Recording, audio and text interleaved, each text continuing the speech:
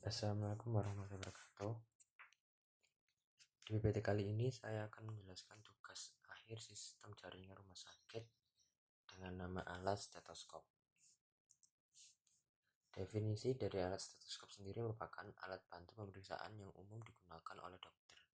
Alat ini bekerja untuk mendengarkan suara dari dalam tubuh, salah satunya untuk mendengarkan suara detak jantung dan mendeteksi kelainannya. Adapun bagian-bagiannya adalah 1. Earpiece. Earpiece merupakan bagian dari stetoskop yang terpasang di telinga untuk mendengarkan suara dari organ dalam. Umumnya earpiece terbuat dari bahan karet yang lembut. Kedua, tubing. Tubing adalah bagian dari stetoskop yang berbentuk tabung tipis dan panjang menyerupai selang yang berfungsi untuk menyalurkan suara dari diafragma atau bel menuju earpiece. Ketiga, diaphragm. Diafragma ini memiliki fungsi khusus untuk mendengarkan bunyi atau suara berfrekuensi tinggi seperti suara mengi di paru-paru. Sebagian jenis stetoskop hanya memiliki diafragma, sedangkan sebagian lainnya memiliki diafragma dan bel. Keempat, bel. Bel adalah bagian terakhir dari stetoskop yang berbentuk melingkar dan menempel di belakang diafragma. Ukurannya lebih kecil dibandingkan diafragma. Bel berfungsi untuk mendengarkan bunyi atau suara berfrekuensi rendah seperti bunyi jantung. Prinsip kerjanya. Cara kerja stetoskop ini adalah dengan menyalurkan suara dari bagian dada melalui tabung kosong berisi udara ke telinga pendengar. Bagian chestpiece pada stetoskop akustik biasanya terdiri dari dua sisi yang dapat diletakkan di badan pasien untuk memperjelas suara. Cara pemeliharanya sendiri ialah pemeliharaan stetoskop dilakukan dengan membersihkan selang menggunakan kain lembut, alkohol, dan hindari dari suhu panas supaya selang tidak memuai atau kendor. Kemudian dilakukan pengecekan kebersihan pada bagian air tip atau karet telinga. Untuk membersihkan air tip dengan mencopot dan dibersihkan menggunakan cotton bud. Kemudian membersihkan bagian diaphragm dengan menggunakan MK filter untuk membersihkan debu dan juga membersihkan bel supaya tidak menghalangi suara yang akan didengarkan ketika digunakan. Adapun prosedur kerja stetoskop sendiri ialah pilih tempat yang tenang untuk menggunakan stetoskop. Gunakan stetoskop di tempat yang tenang. Carilah area untuk memastikan Anda dapat mendengarkan bunyi tubuh pasien dan tidak terganggu dengan suara atau hiruk-pikuk di ruangan. Atur posisi pasien untuk mendengarkan bunyi jantung dan perut. Posisikan pasien dalam keadaan terlentang. Untuk mendengarkan bunyi paru-paru, bunyi jantung, paru-paru, dan perut biasanya terdengar berbeda tergantung dari posisi pasien. Misalnya duduk, berdiri, berbaring ke kiri atau kanan. Tentukan untuk menggunakan diafragma atau bel. Diafragma atau sisi datar pada gendang stetoskop lebih baik digunakan untuk mendengarkan bunyi bernada tinggi. Bel atau sisi cekungan pada gendang stetoskop lebih baik digunakan untuk mendengarkan bunyi bernada rendah. Mintalah pasien untuk mengenakan baju atau melepas baju agar kulitnya tidak tertutupi. Gunakan stetoskop langsung pada kulit untuk menghindari terdengarnya bunyi berdesis dari kain baju. Jika pasien Anda adalah pria yang memiliki banyak bulu dada, tekan stetoskop dengan cukup kuat untuk menghindari terdengarnya bunyi berdesir. Adapun spesifikasinya ialah di sini menjelaskan stetoskop Littmann 3M dengan tipe kardiologi 4. Di sini dia memiliki keunggulan sebagai berikut: kemampuan mendengar suara frekuensi tinggi yang lebih baik, diafragma merdu pada sisi dewasa dan pediatrik dari chestpiece. Diafragma satu bagian yang mudah dipasang dan mudah dibersihkan karena permukaannya halus tanpa celah. Sisi pediatrik atau anak dari chestpiece diubah menjadi lonceng terbuka tradisional dengan mengganti diafragma bagian tunggal dengan ring, cocok dipakai oleh dokter UGD dan dokter umum. Spesifikasi produk: kinerja skalanya 1-10, 9, desain dan teknologi chestpiece, steel stainless, mesin 2 sisi, garansi resmi 7 tahun.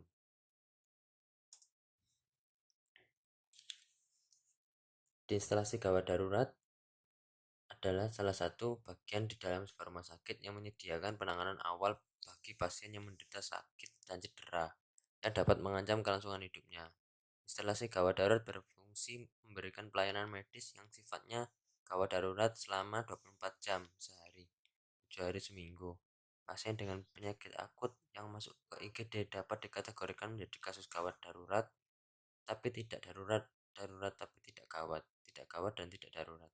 Gawat adalah keadaan yang berkenaan dengan suatu penyakit atau kondisi lainnya yang mengancam jiwa, sedangkan darurat adalah keadaan yang terjadi tiba-tiba dan tidak diperkirakan sebelumnya. Suatu kecelakaan kebutuhan yang segera atau mendesak. Tata letak dan persyaratan ruang IGD mudah dicapai dan terlihat jelas dari area eksternal rumah sakit dengan tanda-tanda yang sangat jelas dan mudah dimengerti masyarakat umum. Area IGD harus memiliki pintu masuk kendaraan yang berbeda dengan pintu masuk kendaraan ke area instalasi rawat jalan atau poliklinik, instalasi rawat inap, serta area zona servis dari rumah sakit. Untuk tapak RS yang berbentuk memanjang mengikuti panjang jalan raya, maka pintu masuk area IGD harus terletak pada pintu masuk yang pertama kali ditemui oleh pengguna kendaraan untuk masuk ke area RS. Untuk pengguna rumah sakit yang berbentuk bangunan bertingkat, banyak seperti superblok multi-story hospital building yang memiliki ataupun tidak memiliki lantai bawah tanah, basement floor, maka perletakan IGD harus berada pada lantai dasar atau ground floor atau area yang memiliki akses langsung. Sedangkan pada area untuk menurunkan atau menaikkan pasien atau ambulan drop-in area memiliki sistem sirkulasi yang memungkinkan ambulan bergerak satu arah atau one way. Secara fungsional mempunyai hubungan langsung dengan unit ICU, laboratorium diagnostik, dan kamar bedah, serta kemudahan akses dengan unit rawat inap. Instalasi listrik ruang IGD. Ruang elektrikal pada bangunan ruang gawat darurat termasuk kelompok 1 untuk ruang triage observasi dan tindakan, sedangkan pada ruang resusitasi termasuk dalam kelompok 2 dengan luminer dan perlengkapan listrik medik penunjang hidup yang memerlukan suplai daya dalam 0,5 detik atau kurang. Ketentuan lebih lanjut mengenai perencanaan, pemasangan, dan pemeliharaan ruang elektrikal serta proteksi untuk keselamatan terkait ruang elektrikal di rumah sakit mengikuti Permenkes nomor 2306 Menkes /11 2011 tentang persyaratan teknis prasarana ruang elektrikal rumah sakit Kementerian Kesehatan RI 2011. Sistem gas medik dan vakum medik. Sistem gas medik harus direncanakan dan dipasang dengan pertimbangan tingkat keselamatan bagi penggunanya. Ketentuan mengenai sistem gas medik dan vakum medik di rumah sakit mengikuti pedoman teknis ruang gas medik dan vakum medik di rumah sakit yang disusun oleh Direktorat Bina Pelayanan Penunjang Medik dan Sarana Kesehatan, Direktorat Jenderal Bina Upaya Kesehatan, Kementerian Kesehatan RI tahun 2011. Instalasi air bersih ruang IGD. Sistem air bersih untuk direncanakan dan dipasang dengan pertimbangan sumber air bersih dan sistem distribusi air rumah sakit. Perencanaan sistem distribusi air bersih dalam penggunaan ruang gawat darurat harus memenuhi debit air dan tekanan minimal yang disyaratkan. Sistem plumbing air bersih atau minum dan air buang atau kotor mengikuti persyaratan teknis sesuai SNI 3/6481/2000 atau edisi terbaru sistem plumbing 2000. Penjelasan lebih lanjut mengenai ruang air bersih rumah sakit dapat dilihat pada pedoman prasarana ruang air bersih di rumah sakit yang disusun oleh Direktorat Bina Pelayanan Penunjang Medik dan Sarana Kesehatan, Direktorat Jenderal Bina Upaya Kesehatan, Kementerian Kesehatan RI tahun 2012. Adapun video referensinya adalah sebagai berikut.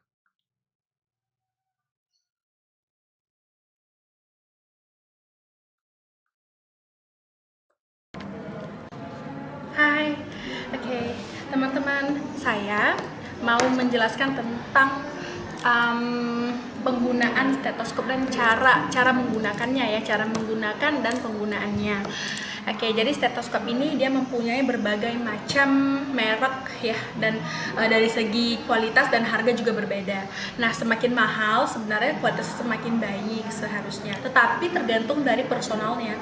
Walaupun harga stetoskopnya mahal, tapi personalnya tidak sensitif pendengarannya untuk mendengarkan denyut jantung, mendengarkan suara suara paru-paru, atau mendengarkan suara organ-organ dalam perut. Itu percuma, sama saja gitu ya. Oke. Tetapi ada beberapa senior sejawat mengatakan apabila memiliki stetoskop yang semakin baik, kualitasnya, maka untuk melakukan auskultasi atau mendengarkan denyut-denyut atau suara-suara dari untuk organ-organ bagian dalam tubuh kita itu semakin gampang. Seperti itu. Oke, jadi ini saya akan memberitahu cara penggunaannya ya, stetoskop. Nah, ini adalah ini untuk di bagian telinga, dan ini untuk kita tempelkan ke